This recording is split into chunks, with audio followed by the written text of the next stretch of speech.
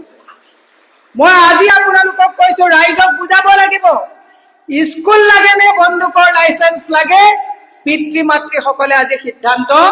নিজে ল'ব লাগিব হয়নে আজি তাৰিখত মই আহি থাকোতে এটা খবৰ পাই খুব দুখ লাগিলে কালি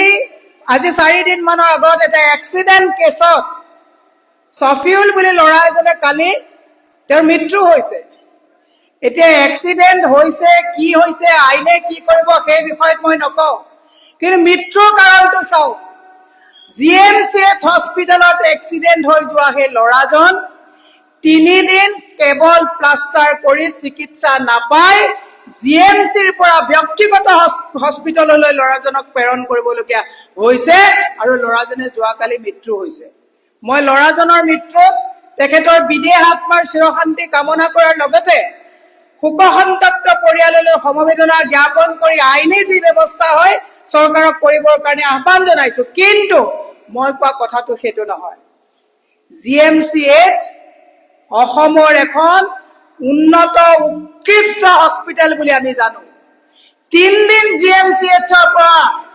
তাত উন্নত চিকিৎসা নাপায় কিয় ব্যক্তিগত হস্পিটেললৈ তেওঁক স্থানান্তৰ কৰিবলগীয়া হ'ল সেই প্ৰশ্নৰ উত্তৰ মুখ্যমন্ত্ৰী আৰু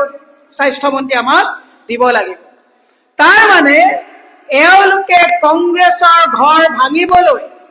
মিছা মিছা কথাৰে আমাৰ সভাপতিক পাকিস্তানী সজাবলৈ এইবিলাক 2 নম্বৰী কামত ব্যস্ত হৈ থাকোতে এটা এক্সিডেন্ট কেছত ভৰি ভঙা ল'ৰা এটাকো জিএমচিএইচত বজাব নোৱাৰিলে আৰু তেওঁলোকৰ মন্ত্ৰী বিধায়কেও কিন্তু হাত ভৰি ভাঙোতে জিএমচিএইচত তেওঁলোকে বাচিব নোৱাৰিব বুলি ভাবি এয়াৰ এম্বুলেন্সত বাহিৰলৈ গুচি যায় এয়া কাৰী ব্যৱস্থা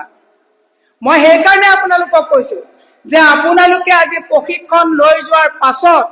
বুথে বুথে গৈ ৰাইজক কিয় কংগ্ৰেছক ভোট দিব লাগে আপোনালোকে বুজাব লাগিব কিয় কংগ্ৰেছৰ চৰকাৰ এখন লাগে বুজাব লাগিব আজিৰ তাৰিখত এওঁলোকে 1250 টকা দিছে এই 1250 টকা দিয়াৰ পৰিৱৰ্তে আজি ইয়াত বহি থকা প্ৰত্যেক পত্নী যদি কোনোবাই 1250 টকা পাইছে গৈ সুধিব এফালে 1250 টকা দিছে আৰু আনফালে মাহিলি 4000 5000 কৈ পকেট কাটি লৈ গৈ আছে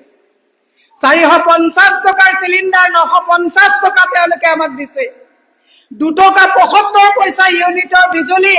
7 টকা 25 পইচা তেওঁলোকে আমাক দিছে এই কথাবিলাক ৰাইজে